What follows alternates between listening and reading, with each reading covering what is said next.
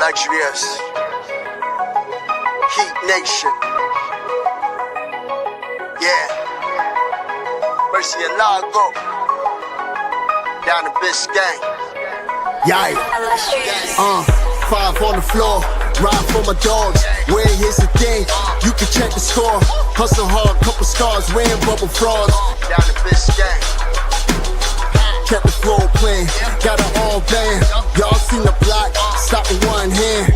And Pat we trust, Inspire have the guts. We're here to bring the heat, y'all can hang it up.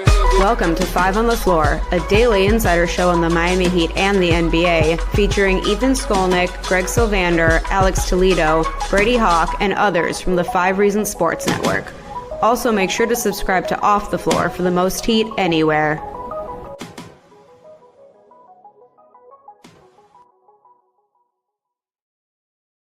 All right, welcome into 5 on the Floor Live. This is Ethan Skolnick. You can follow me at Ethan J. Skolnick at 5 Reasons Sports. I got Greg Sylvander.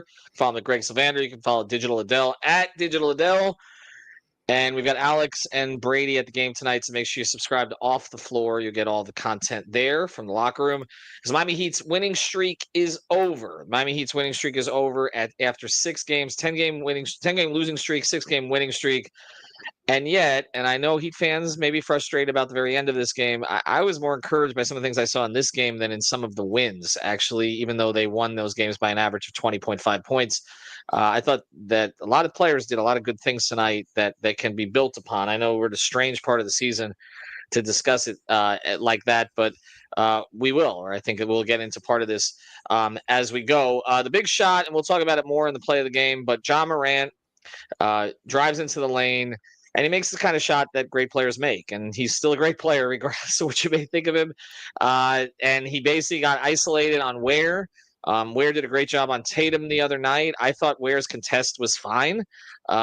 He certainly created, a problem for Morant, but Morant basically stepped back, ball bounced off the rim twice, and went in. And look, that's what you got. It's a make-miss league at that point, and you got a great player who made a great shot over a 7-footer. I mean, give the guy credit. That's where I'm at with it. We'll discuss it more as we go forward. Also, the player of the game, I think there's a couple options here, but there's one that probably stood out more than most. Greg, your overall thought on the night, though, this isn't a game like they ever had under control. This was a pretty classic NBA game. A lot of turnovers in the first quarter. Like Memphis had like 8 turnovers in the first. It was sloppy, but it was back and forth.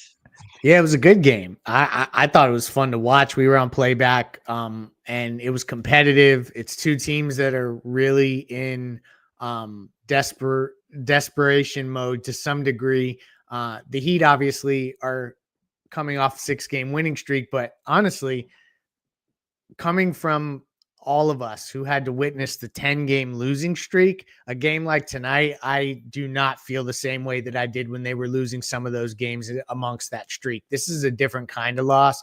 Great player made a great play at the end, but I thought it was competitive. I really continue to be impressed by the way Tyler and Bam are playing. I know that they ended in a loss tonight, but I like what I saw from them. And so this is like a blip in the road. This is a situation where this team obviously can't afford to lose games, but they're kind of locked into where they are. And so for me, this is about them looking right. And this game, they looked more right than not, in my opinion. So I'm moving on to the next one, even though it's a tough loss with Ja with that last shot. Yeah, and we'll talk more about the last shot. I know some people are saying Spo should have handled it differently, so we'll get into that. And Adele, maybe you can touch on that when we get to the play of the game, which we will in a second. But I want to get to you first on sort of the overriding importance of this game, because as we were looking at their possibility of maybe getting to 8, at least as the play-in starts, I don't think 7's possible anyway, because I've talked about Orlando and Atlanta play each other a couple of times. But if they could get to 8, then, we can see where that goes. They might even be able to get to 7 after that. And again, we're all in the context of them. They're in the play-in. We know that. That's been clinched. So, but when we looked at the overall schedule, like, okay, they got to win these games here.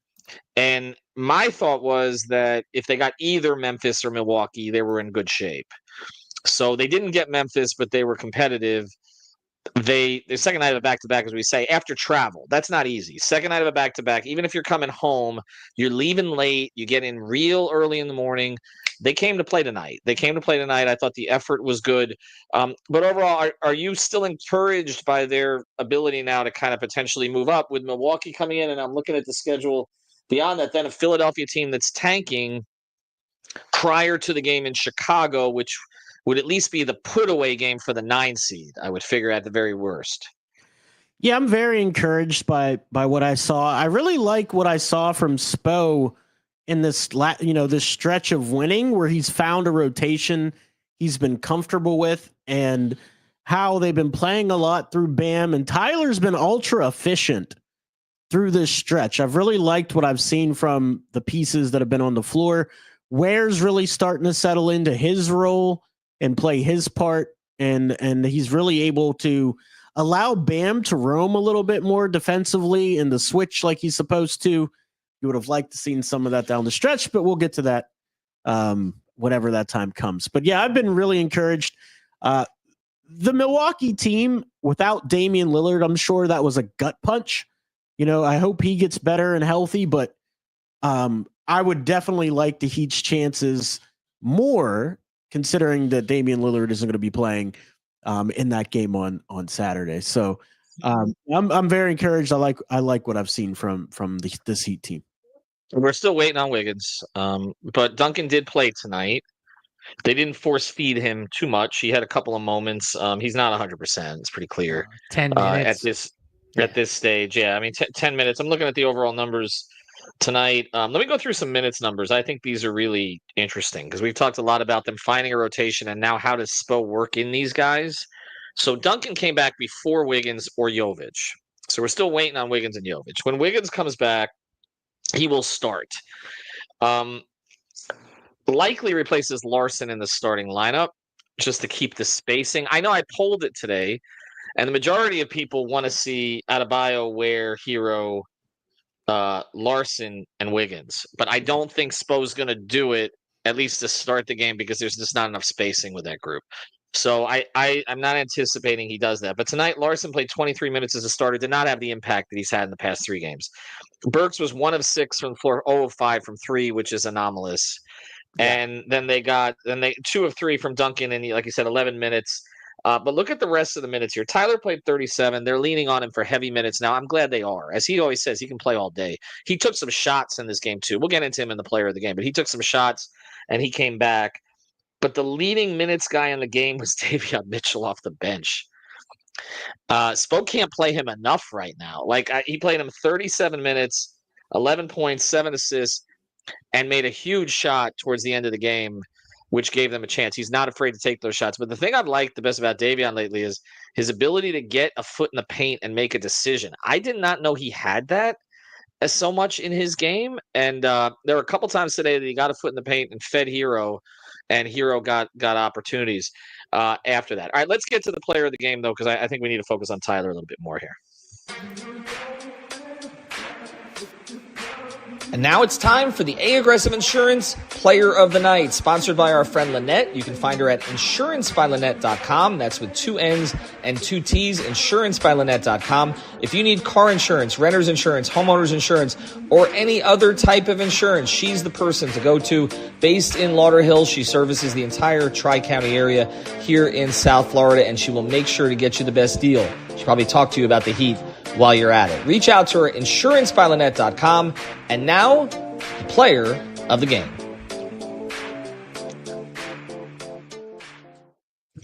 Well, this one's pretty obvious. Tyler Herro tonight. Bam played well for the most part. I know people are taking shots at Bam about certain decisions he made late in the game. Offensively, he had a big block. We'll talk about those too. But Tyler, 37 minutes, 12 of 23 from the floor, 4 of 7 from 3, 35 points, 9 rebounds. I played the rebounds over in Prize Picks. Use the code 5. 9 rebounds, 4 assists. Adele, you mentioned it. The efficiency's been there. It wasn't in Boston as much. His efficiency was down. I think he shot like 37%. But in most of these games, he shot 50% or better of late. And Greg, again, he's found his second wind. I think that's encouraging because they put so much on his plate this year. And during this stretch, he has consistently performed. I've got to think that's that's promising. I know Heat fans are still going to say, well, he's still not a 1A. They still need to get a 1A, and I get all of that. But he's seeing more different kinds of coverages now, and he's reacted to it. Like, for everybody who thought he was going to just continue to fall flat on his face coming, he had like 2 weeks after the All-Star break, he wasn't very good. But since then, he's been a lot better. He's stepping up. I'm impressed. Yeah, I mean, he's stepping up, and this is the thing. Like, when we talk about healthy ways of evaluating, is Tyler doing the things that that this team's going to need him to do for them to be successful? Look at the free throw attempts. I think he had 7 more tonight. Like, that kind of stuff, when he's starting to figure out ways to get to the line, it takes him from being a 23, 24 point per game scorer to a 30 point per game scorer. Like, that's the difference. And so it's interesting to watch him figure that out. I didn't love every decision. I really didn't love every Bam decision tonight, but Tyler continues to be impressive. And I also like that Tyler and Bam really appear to want to define this next Heat. Everyone's talking about them getting the next player. And I think Tyler and Bam are thinking about the now and how they can impact the team. And it's just been fun to watch Tyler continue to show up. And you would think by this time, maybe they develop counters, or he would maybe with the increased usage go back to some of his old habits. No, he's stuck to what has worked all season. And he's going to close out the year having his best campaign. There's no doubt. The most impressive thing to me has been that he's self-corrected this year. He's self-scouted. He's self-corrected. He's taken a lot of the criticism about off the ball, on the ball, how he wanted to. I mean, he changed his shot form. We identified that. I give Brady credit for that. He identified that from a 3-second clip and allowed me to ask. I wouldn't have identified that. Allowed me to ask Tyler in the Bahamas about it. There's no way I would have figured that out. Tyler was like looking at me like, I knew that. I was like, no, that was Brady. And then he completely understood. But like he shortened up his form this year, and it's continued to work. And again, every player in the league, with the exception of your top 10 guys, is going to have a valley during the year. They just are. Okay. I mean, the top 10 guys are not allowed to have a bad. Jokic has a bad night, and it's what the. But other than that, everybody has a week or two that isn't great. And Tyler had a couple weeks coming out of the All-Star break where everybody got worried, but he's popped out of it great. And I thought he was terrific. I mean, this comment from the Dipper here of what Tyler worked his way into the game and had a patient 35. I mean, when you can score 35 without forcing it, then we're talking about a different kind of player. And again, we'll have the extension conversation, and I know we got some here say you can't pay him $50 million, and I know that's going to be a topic that we'll get into as we go forward. But with what he's getting paid right now, he's earned it this year. So it's kind of where we're at with it. All right, let's get to the play of the night, because I want to talk more specifically about what happened there, and if there's anything else Spo could have done. And I also want to combine it with Bam's decision not to take Morant's off the dribble a little bit earlier. So let's get to that. And now it's time for the X-Ray of the Play of the Day, brought to us by our friends over at Mobile C-Arm and Staffing Services. Nelson and his team will bring the X-ray equipment and the staffing to you. If you work in a hospital or a medical office, get a consultation today at c-armandstaffing.com or give them a call at 561-891-9620. Their fleet of trucks at your service. Again, it's Mobile C-Arm and Staffing Services, 561-891-9620. And now, the X-Ray of the Play of the Day. All right, Adel, should Spo have trapped Ja? So I see this a lot, and I see it in the comments that, Spo should have trapped Ja Morant. Ja Morant's one of the best passers with both hands off a live dribble in the league. It's not like they needed a 3 to win the game. They only needed a 2. So if you trap Ja there and the big rolls right down the middle of the paint, I mean, it's tough because he can pass it with either hand. He's got unbelievable quickness and athleticism. We saw him split the trap earlier in the game for a dunk. I just don't think that's the move. Now, should you hard hedge, allow time for your defender to get over the top and the big get back? That's kind of where I thought it would go, but I really didn't like the switch. Ware did play Tatum very well in one-on-one situations the previous game, but Ja Morant is a different animal to me than Tatum off the dribble one-on-one. You know what you're going to get, and I want to phrase it this way. With Tatum, you know what you're going to get off the dribble. You're going to get dribble, push off for 3.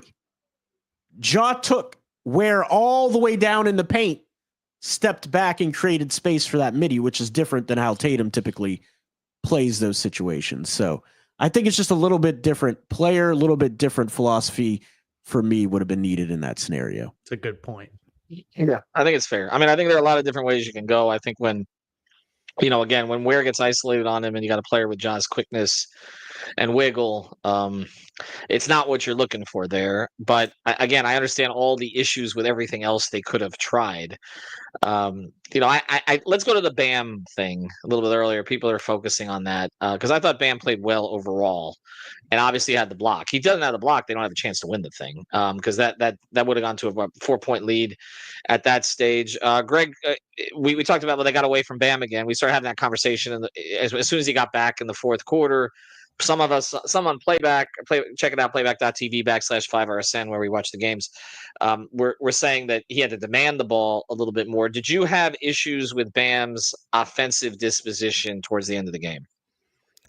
I didn't like there was a shot late, maybe with a minute left or so, that he took a mid-range jumper. And there were shots that throughout the night that I thought that he kind of, because he had it going early, and let's acknowledge that he had 9 points in 90 seconds to start this game. So he was on one. And so he was trying to continue to embrace that part of himself and get that going. But it turned into an inefficient night where late, I think that he would have been best served either being more of a facilitator on offense or trying stuff a little bit closer to the basket. You're muted. I do think the thing that people will be happy about is the 26 attempts, though. Just go through the attempts tonight. 49 of their 95 were Bam and Tyler. So that's kind of what you're talking about, Greg, where we're saying, are they going to lead? Mm-hmm. And they had that number of attempts, and the team scored 108. Okay, so they weren't struggling to get to 100. I mean, this was a back-and-forth game. And with those two guys taking that level of attempts, I'm looking next in attempts was Ware at 13. By the way, Ke'lel had 15 rebounds tonight. They just 35 minutes for Ware. Sorry to interrupt you. I thought that's huge for him. That tells you something, too. He was third on the team in minutes. Highsmith got 26 off the bench. Kyle Anderson got 20 off the bench. What they didn't get was, again, the shooting from 3 guys who've shot well lately. So if you look at Burks, Larson, and Kyle Anderson, they were combined 4 of 17. So if you look at where the hole was tonight, I wasn't really Bam and Tyler. It certainly wasn't Davion Mitchell. It was some of the others who've performed well. And this gets mentioned in the comments here, too, where it's, 108 because of turnovers in the first half. If not, could be 120 because of the turnovers. And this is not a turnover-prone team. They have not been, so this was a little different. But Memphis was turnover-prone also. And I do attribute some of that to the second night of a back-to-back. I think one of the things that goes, especially when you have, you have a road home back-to-back, is concentration. I've seen that over the years. Guys are just emotionally tired, mentally tired, and you start making more mistakes. You're not as crisp. And I thought some of that happened early in the game, but they came back from it, and they forced some turnovers also. People are asking about Jaime and Terry. Terry had a stomach virus, right, of some kind. Wasn't that the issue tonight? Jaime is not in the rotation. No. But he's been a good about it. I've watched him on the bench. He's engaged. Yeah. He's here for his guys. So I think that, he's just a situation where sometimes young players got to sit for a minute. Well, but it's also the context of it because Larson is starting now, and Jaime's not even playing when Wiggins is out. And Duncan didn't even look healthy and got 11 minutes tonight. So kind of tells you where things are at right now. But again, that's what we said. There's been addition by subtraction by just basically moving them out here a little bit. They said, "Who's asking about Triple J?" Terry. All right, let's get to defending the house.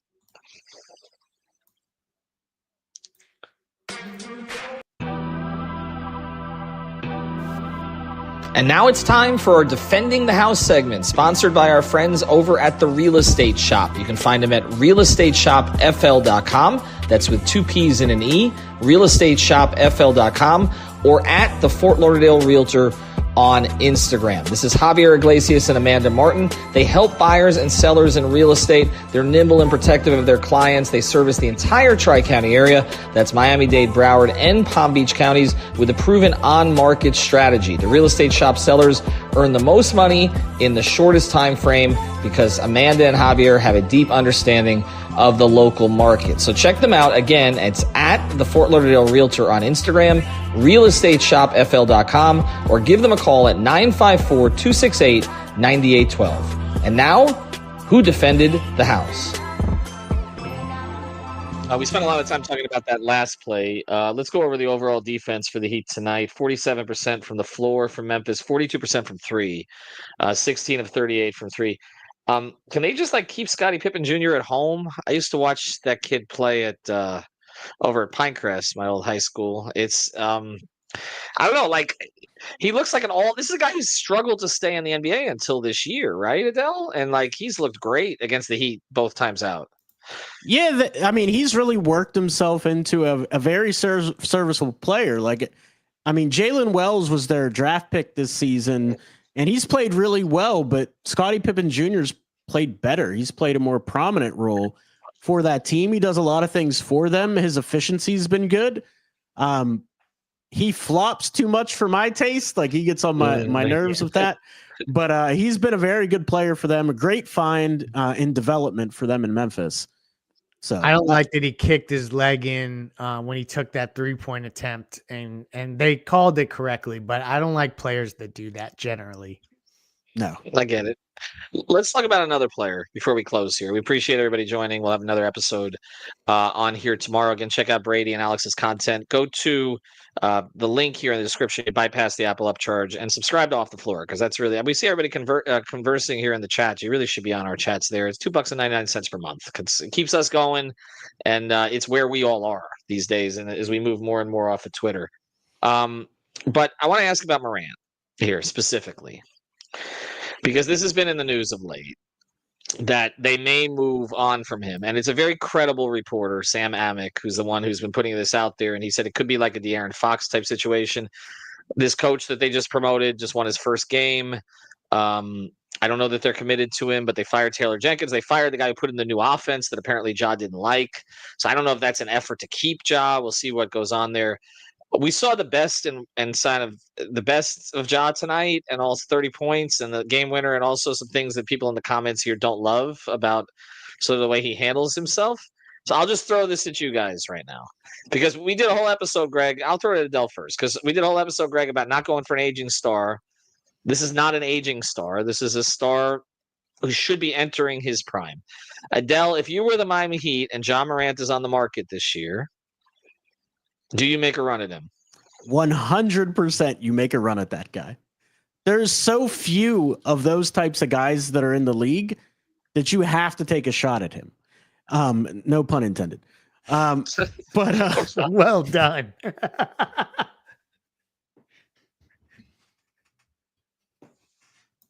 Where's HR? Oh, I'm HR. All right, I'll let it go. All right, you're taking a shot at Ja. Go ahead. But yeah, he can just do so much for your team. He's super versatile. He can score with either hand. He can handle. He's a better facilitator. Here's the thing about Ja Morant that a lot of people don't understand. In college, one of the attributes outside of his crazy athleticism that stood out to me was his ability to pass the ball and to facilitate with either hand. And if you can get him to lean into that a little bit more and then give you the fast break stuff, the athleticism, the scoring at the end of the game when you need it, he's the type of star that can push you over the top. Absolutely, you go after Ja Morant. Greg, I'll let you close. I love the idea of it, but I'll just say this, that not only do I think that him continuing to do the gun stuff, the finger guns or whatever we're calling it, because we should clarify for the audience, and Eternal on playback was quick to mention this. When he's doing those gestures on the court, one of them is like the ice in the veins where he's pointing at his veins. That's different than the guns stuff that he does, right? And I think people get the two confused and they think he's doing the gun gestures the whole time. I ultimately think that he's got to be more available. I just looked by month. Yeah. He hasn't played in more than 10 games in only 1 month this season. Like 46 games is what he's played. Yeah. Availability is also an issue with Ja Morant. We have to accept that reality too. I think that's fair. I mean, they made availability a big priority. They say they don't want to manage aging stars. They traded Jimmy for 3 choir boys, basically, right? Like, we talked about this last night. Like, they told me that. They're like, we want guys that are not problems in the locker room. And like Wiggins, Davion Mitchell, and Kyle Anderson all had like rave reviews from their current teams and all previous teams that they played on. So it does seem like it would be antithetical to the direction that they seem to be going.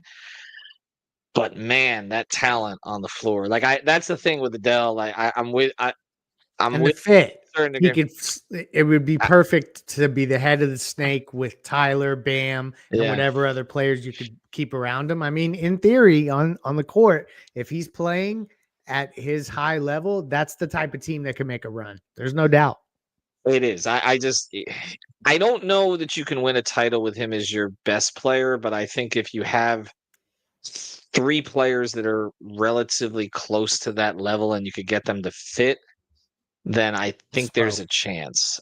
Yeah, I think there's a chance. But I don't know. After the Jimmy experience, and the thing about Jimmy was, for all the problems in-house, there weren't problems off the court. That's the thing. They don't really like managing the off the court stuff. They don't. So that's where it gets a little bit dicey. But then Sam says Ja Tyler is a barbecue chicken backcourt. It is, but then you've got Bam, Ware, and Wiggins behind them.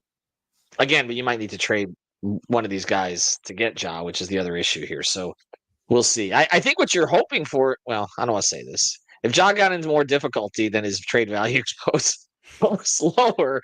That would be a Pat move, the old Pat. Anyway, thank you for joining tonight. We have been going live lately. We're going to try to continue that. I'll actually be at the game on Saturday night, so I won't be live for that one. But I think Greg and Gio will be handling that. Check out Off the Floor and subscribe to the Discord. Have a great night, everybody. Good game. Good game.